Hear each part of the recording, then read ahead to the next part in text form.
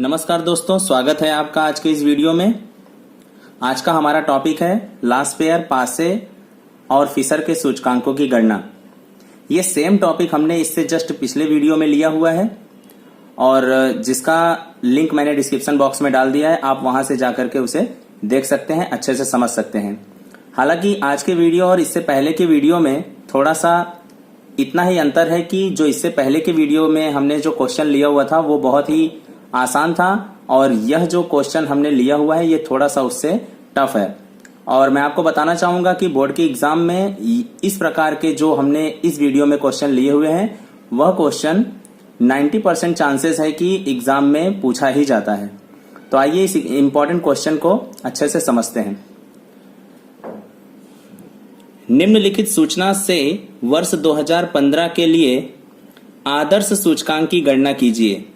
Theory में मैंने आपको बताया था कि आदर्श सूचकांक अर्थात ऐसा सूचकांक जिसमें लास्पेयर और पासे दोनों के सूचकांकों का समन्वय हो जाए, समावेश हो जाए। तो आदर्श सूचकांक अर्थात फिशर का सूचकांक, क्योंकि फिशर के सूचकांक में लास्पेयर और पासे दोनों का ही समावेश हो जाता है। तो आगे बढ़ते हैं कि इस प्रकार का सवाल GHSEB यानी Gujarat higher secondary educational board 12th standard, subject है स्टेट, चैप्टर है 1 और 1 चैप्टर में 1.3 का 5वां सम है ये जो हमने आज यहाँ पर लिया हुआ है। तो यहाँ पर देखते हैं क्या क्या दिया हुआ है। वस्तुएं दी गई हैं ABCD, इकाइयां दी गई हैं 20 किलोग्राम, 5 दर्जन, किलोग्राम मतलब 1 किलोग्राम और 5 लीटर।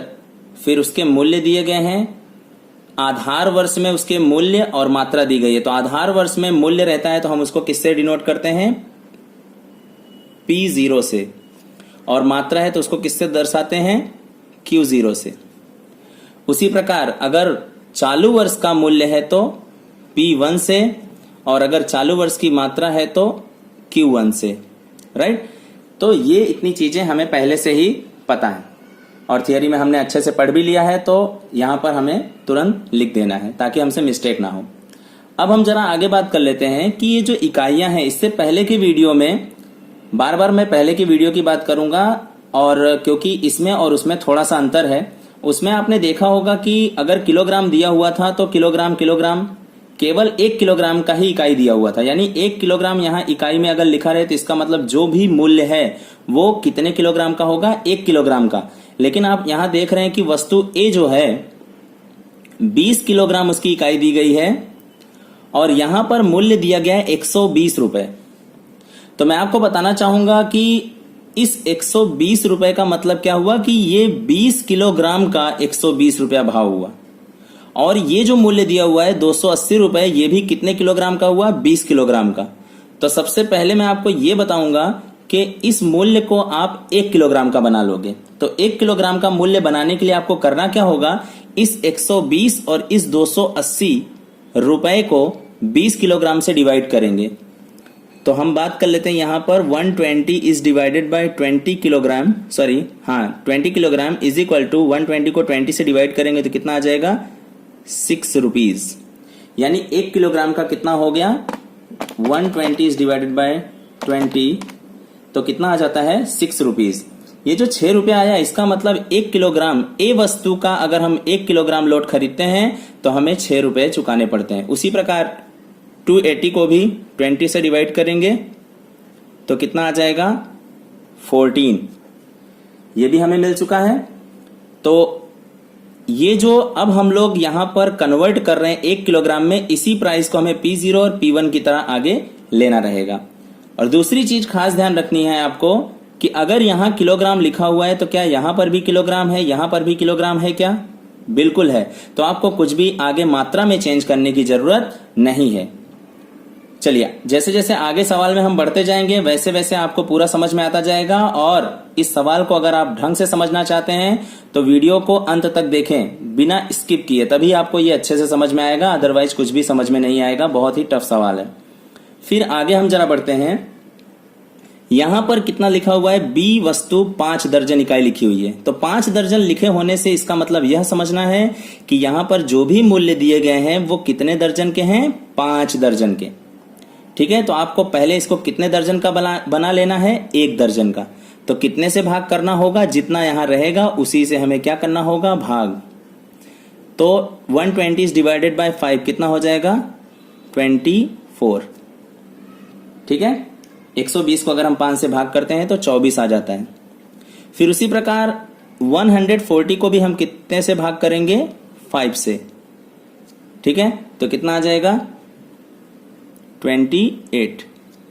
तो यानी ये दोनों मूल्य एक एक दर्जन के बन गए। यानी आधार वर्ष में मूल्य 1 दर्जन का कितना था, बी वस्तु का 24 रुपए, 24 पंचे 120 और 28 पंचे आप देख रहे हैं 140। यानी 140 को हमने 5 से भाग किया तो हमें कितना मिल गया, 28। अब जरा ध्यान से देखिए, यहां दर्जन दिख रहा है, तो यहां पर भी दर्जन है, बिल्कुल। यहां दर्जन है क्या, नहीं। तो आपको इसको क्या करना पड़ेगा, दर्जन में कन्वर्ट करना पड़ेगा, यानी बदलना पड़ेगा। क्यों, क्योंकि यहां पर दर्जन है, यहां पर दर्जन है, यहां पे भी दर्जन होना चाहिए था। जैसे कि यहां किलोग्राम, तो यहां पर भी किलोग्राम ही होना चाहिए था। लेकिन आप यहां देख रहे हैं कि दर्जन दिया हुआ है, यहां क्या दे दिया गया है, नग। तो नग को हमें किसमें बदलना पड़ेगा, दर्जन में। तो आप जानते हैं कि 12 नंग का मतलब होता है 1 दर्जन। ठीक है, तो यानी अगर 12 नंग दिया होता तो हम उसको 12 से भाग करते तो कितना आ जाता, 12 एकम 12। 24 नंग दिया होता तो हम उसको 12 से भाग करते तो 12 दूनी 24 यानी 2 दर्जन होता। ठीक है, 36 नंग दिया होता तो हम उसको 12 से भाग करते तो 12 तिहाई 36 यानी 3 दर्जन होता। यहां पर दिया गया 48 नंग, तो 48 को भी हम किससे भाग करेंगे, 12 से। क्यों 12 से ही भाग करते हैं, क्योंकि 1 दर्जन बराबर में 12 नंग होते हैं, इसीलिए 12 से ही भाग किया जाता है। ठीक है, तो 48 को हम 12 से भाग करेंगे, यहां पर मैं लिख दे रहा हूं 1 दर्जन बराबर 12 नंग। ठीक है, खास इसको आपको फॉलो करना रहेगा। कभी भी दर्जन का सवाल और नंग का सवाल आ जाए तो हमेशा याद रखना, नंग को दर्जन में कन्वर्ट करने के लिए नंग को 12 से भाग किया जाता है। तो 12 का पहाड़ा ऐसा पढ़िए कि 48 आ जाए, 12 चौके 48, यानी ये जो 4 आ गया ये किस में बदल गया, अब ये दर्जन में। ठीक है, 4 दर्जन हो गया। अब याद रखिए कि जो भी हम कन्वर्ट कर रहे हैं केवल उसी को हम ध्यान में लेंगे यहां पर आगे ब्रैकेट में। ठीक है, जो पहले से दिया हुआ था अब उसको ध्यान में लेना नहीं है। जैसे यहां 10 kg, इसको हमने नहीं कन्वर्ट किया तो 10 kg ही ले लेंगे, 15 kg को ही ले लेंगे। लेकिन यहां हमने कन्वर्ट किया है तो 28 को लेंगे, यहां हमने कन्वर्ट किया तो 4 को लेंगे, यहां पर हमने कन्वर्ट किया तो 24 को लेंगे। इस प्रकार से हमें करना है। ठीक है, चलिए आगे बढ़ते हैं। यहां पर आप देख रहे हैं कि सी, यहां पर किलोग्राम लिखा हुआ है, किग्रा। तो यानी ये कितने किलोग्राम का है, हमेशा मानिए 1 किलोग्राम का, भले लिखा हो चाहे ना लिखा हो। यहां दर्जन लिखा होता तो 1 दर्जन, यहां लीटर लिखा होता तो 1 लीटर, लेकिन यहां कितना लिखा हुआ है, 5 लीटर। उसी प्रकार यहां कितना लिखा होता, केवल किग्रा। तो हमें क्या समझना है, केवल 1 ही किलोग्राम की वो मूल्य दी गई है। ठीक है, तो यहां पर हम बनाने वाले भी कितने थे, 1 ही किलोग्राम का, और यहां 1 ही किलोग्राम इकाई में भी दिया हुआ है, तो इसको कुछ भी चेंज करने की जरूरत नहीं है। अगर यहां 5 लिखा होता तो हम 4 को 5 से डिवाइड करके 1 किलोग्राम का भाव निकाल के लिखते हैं यहां पे 0.20 या जो भी आता। ठीक है, तो आपको यह याद रखना है कि अगर यहां पर केवल 1 किलोग्राम लिखा हुआ है, ये पिछले वीडियो में ऐसे ही था, किलोग्राम ही लिखा हुआ था, तो हमने कहीं चेंज नहीं किया, डायरेक्ट लिख लिए। लेकिन यहां पर आप देख रहे हैं 5 दर्जन भी दिया, 20 किलोग्राम भी दिया, 5 लीटर भी दिया, तो हमें ऐसे कंडीशन में चेंज करने की जरूरत होगी ही। चलिए आगे बढ़ते हैं। तो इसे हमें चेंज करने की जरूरत नहीं है। क्यों, क्योंकि सी वस्तु जो है उसका 1 ही किलोग्राम का आधार वर्ष में भाव दिया गया है 4 रुपए, और चालू वर्ष 2015 में भाव दिया गया है 8 रुपए 1 किलोग्राम का। तो 1 ही किलोग्राम का बनाना चाहते थे, इसलिए हम इसको बिल्कुल भी चेंज नहीं कर रहे हैं। अब आगे बढ़ते हैं। इसको तो नहीं चेंज किए, ठीक है, लेकिन यहां किलोग्राम, यहां पे भी किलोग्राम, यहां पे भी किलोग्राम है क्या, नहीं। यहां पर आप देख रहे हैं क्या लिखा हुआ है, ग्राम। ठीक है, तो ग्राम को जब कभी भी किलोग्राम में चेंज करना होता है तो 1000 से हमें क्या करना होता है, डिवाइड। ठीक है, तो 5000 ग्राम का मतलब होता है 5 किलोग्राम, 5 किग्रा। ठीक है, यहां मैं लिख दे रहा हूं 1000 ग्राम बराबर 1 किलोग्राम, 1 किलोग्राम। ठीक है, चलिए, तो कभी भी ग्राम को अगर आपको किलोग्राम में चेंज करना है तो ग्राम जो भी दिया गया है उसको 1000 ग्राम से अगर आप डिवाइड कर दोगे तो आपको क्या मिल जाएगा, किलोग्राम। अब आपको दिखाई दे रहा है यहां पर भी किग्रा हो गया, यहां पर भी किग्रा हो गया, और यहां पर भी किग्रा ही है। तो मात्रा सभी जगह एक जैसी है, इसलिए हमें अब कन्वर्ट करने की जरूरत नहीं है। इसको हमने इसीलिए कन्वर्ट किया क्योंकि यहाँ क्या लिखा हुआ था, ग्राम, तो ग्राम में, और यहाँ पर किलोग्राम लिखा हुआ है तो ग्राम में चलेगा नहीं, उसको आपको किस में कन्वर्ट करना होगा, किलोग्राम में। तो अब जब कभी भी वैल्यू लेंगे तो हम इस 5 को ही लेंगे, 5000 ग्राम को लेने वाले नहीं है। अब आगे बढ़ते हैं, यहां पर आप देख रहे हैं डी वस्तु, वो 5 लीटर दिया हुआ है, यानी 5 लीटर का मतलब ये हुआ कि जो भी यहां पर मूल्य दिए गए होंगे, दोनों जगह मूल्य में जो भी दिया गया होगा वो 5-5 लीटर का है। ठीक है, तो आप उसको क्या कर सकते हैं, 1 लीटर में कन्वर्ट कर सकते हैं। ठीक है, तो हम क्या करेंगे, इसको 5 से डिवाइड करेंगे क्योंकि यहां 5 था, और ये 5 लीटर की वैल्यू है। 5 लीटर का कितना रुपया है, 52 रुपए। 5 लीटर का कितना रुपया है, 58 रुपए 2015 में। तो आप जब 5 से इसको डिवाइड करोगे तो ये कितने लीटर की बन जाएगी, 1 लीटर की। चलिए, तो 52 को 5 से डिवाइड कर देते हैं तो मिल जाता है 10.4, यानी 1 लीटर का भाव कितना मिल गया, 10.4। उसी प्रकार 58 को भी 5 से डिवाइड कर देते हैं तो कितना मिल जाता है, 11.6। तो यानी 1 लीटर डी वस्तु अगर हम 1 लीटर खरीदते हैं तो हमें 2015 में कितना पैसा चुकाना होगा, 11.6। आपको इस सवाल में खास एक बात याद रखनी है कि जो भी चीजें दी गई हैं सभी को 1 किलोग्राम, 1 लीटर, 1 दर्जन, इस प्रकार से ही हमें कन्वर्ट करना है। अगर आप ऐसा करने में सक्षम रहे तो पूरा क्वेश्चन आप अच्छे से डील कर सकते हो, अच्छे से कर सकते हो। ठीक है, अब जरा हम आगे बढ़ते हैं हल की ओर। ये आपको क्वेश्चन पेपर में, इतना प्रोसेस आपको क्वेश्चन पेपर में ही कर लेना है क्योंकि इसके लिए हमारे पास अलग से समय नहीं होगा। ठीक है, तो आपको इसको क्या करना है, फटाफट क्वेश्चन पेपर में ही इसका पूरा सॉल्यूशन जैसे अभी मैंने आपको करके दिखाया वैसा सेम टू सेम आपको करना रहेगा। चलिए, तो अब हम क्या करते हैं, जो भी चीजें हैं यहाँ पर हम जो फ्रेश चीजें हैं उसको हम यहाँ पर लिख लेते हैं। ठीक है, तो आप देख रहे हैं यहाँ पर लिखा हुआ है वस्तुएं जैसा का वैसा। इकाई में हम देखिए, इकाइयों को हमने 1-1 किलोग्राम का चेंज कर लिया, 1 किलोग्राम, 1 दर्जन, 1 किलोग्राम, 1 लीटर, राइट। तो यानी जो भी मूल्य आएगा वो 1 ही किलोग्राम का होगा या 1 ही दर्जन का होगा या 1 ही लीटर का ही होगा। ठीक है, अब 2014 वर्ष के बारे में बात कर लेते हैं। 2014 में ये क्या बता रहा है, P0 का मतलब आधार वर्ष का मूल्य। आधार वर्ष का मूल्य आपको दिखाई दे रहा है, जैसा लिया हुआ है वैसा ही हमें लेना होगा। 120 हम नहीं ले सकते, उसकी जगह किसको लेना होगा, 6 को। तो यहां पर हम कितना लिख लेंगे, 6। फिर B में कितना लेंगे, 24। C में कितना लेंगे, 4 है तो 4 ही लेंगे क्योंकि हमने उसको कन्वर्ट नहीं किया था। D में कितना लेंगे, 10.4, राइट।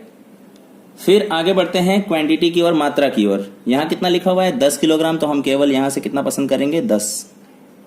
ये चीजें आप क्वेश्चन पेपर में ही कर लोगे, यहां से ही आपको सॉल्यूशन लेना है, बस इतना ही आपको सॉल्यूशन करना है। ठीक है, इसी के आपको 5 नंबर मिल जाएंगे, इसको आपको उतारने की जरूरत नहीं है। तो यहां पर हमने Q0 को लिया हुआ है 10, फिर कितना लिखा हुआ है, 3 दर्जन, तो हमें केवल 3 लिखना है, दर्जन को छोड़ देना है। 5000 ग्राम को चेंज किए थे 5 किलोग्राम में, तो 5 किलोग्राम केवल लिखना है, किग्रा छोड़ देना वहीं पे।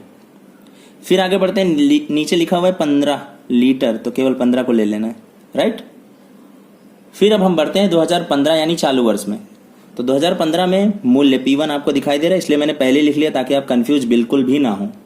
तो P1 दिखाई दे रहा है आपको 14, कन्वर्ट किया था हमने, तो यहां लिखेंगे 14। फिर आपको दिखाई दे रहा है 28, फिर आपको दिखाई दे रहा है 8, क्योंकि हमने इसको कन्वर्ट नहीं किया था। जैसे इसमें 4 को नहीं किया वैसे हमने 8 को नहीं किया। क्यों नहीं किया, क्योंकि यहां 1 किलोग्राम का ही दिया हुआ था, राइट। फिर आगे बढ़ते हैं, यहां केवल किग्रा लिखा रहेगा, 1 नहीं लिखा रहेगा, तो भी आपको समझना है कि वो 1 किलोग्राम का ही है।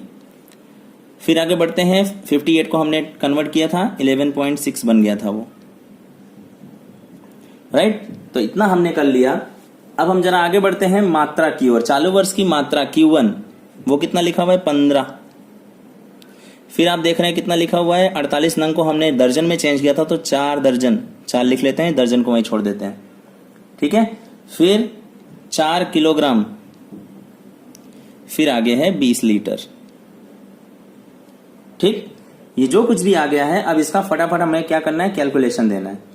तो आप पहली कॉलम देख रहे हैं, मैंने आपको याद करने का तरीका ही बताया था, 1000 ये आपको बनाना पड़ेगा, 1000 PQ PQ PQ PQ, और यहां पर क्या आ जाएगा 1101।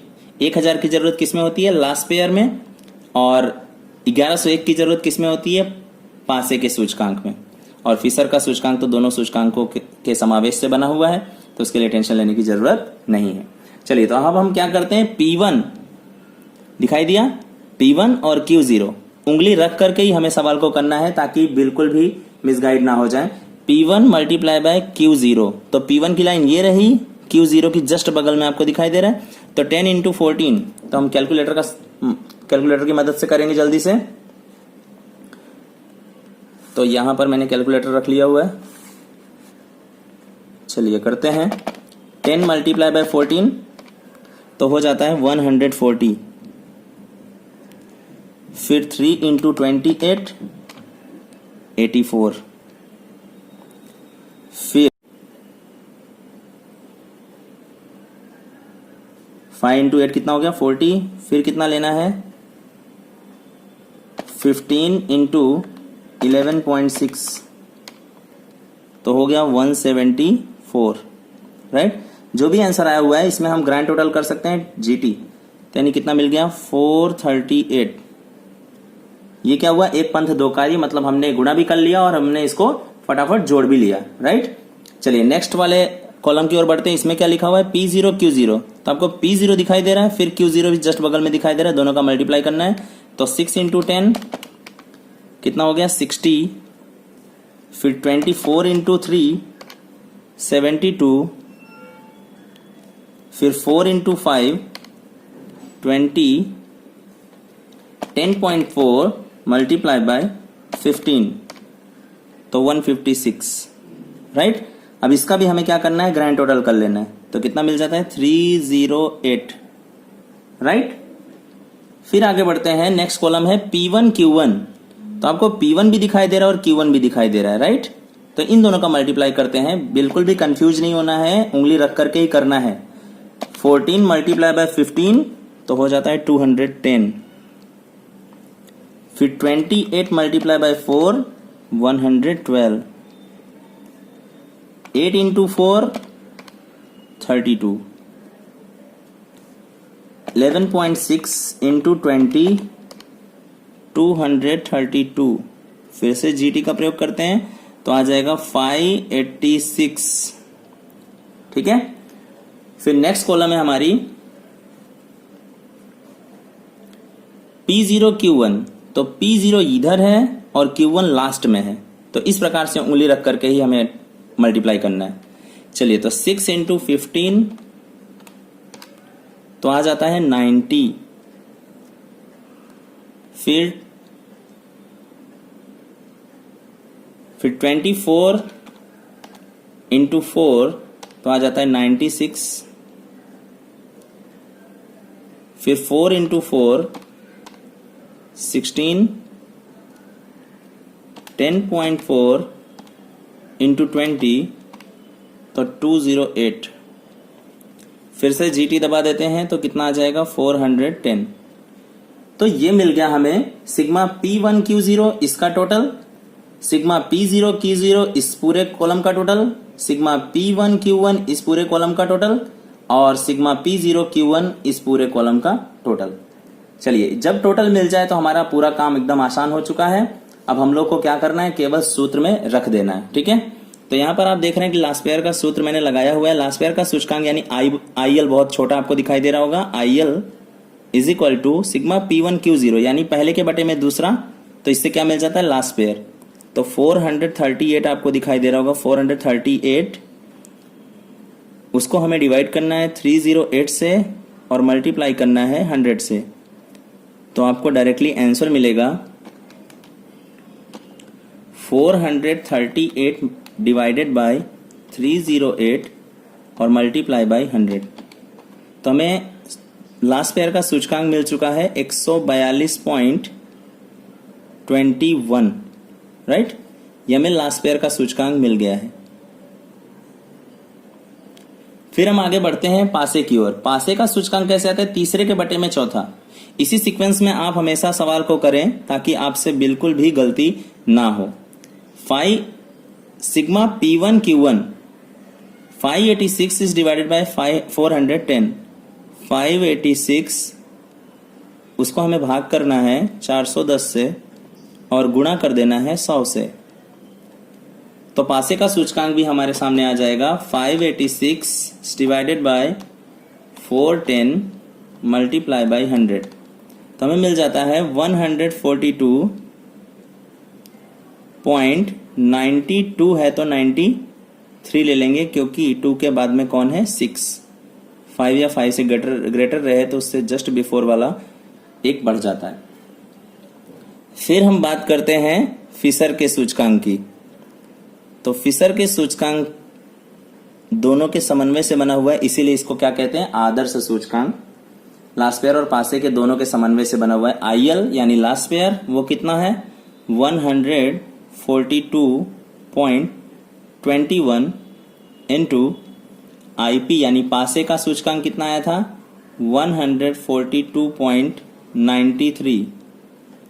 इन दोनों के सूचकांकों का मल्टीप्लाई करके उसका रूट निकाल देंगे तो हमारे पास फिशर के भी सूचकांक यानी आदर्श सूचकांक हमें ज्ञात हो जाएगा। फिशर के सूचकांक को हम क्या कहते हैं, आदर्श सूचकांक, आदर्श सूचकांक भी कहते हैं।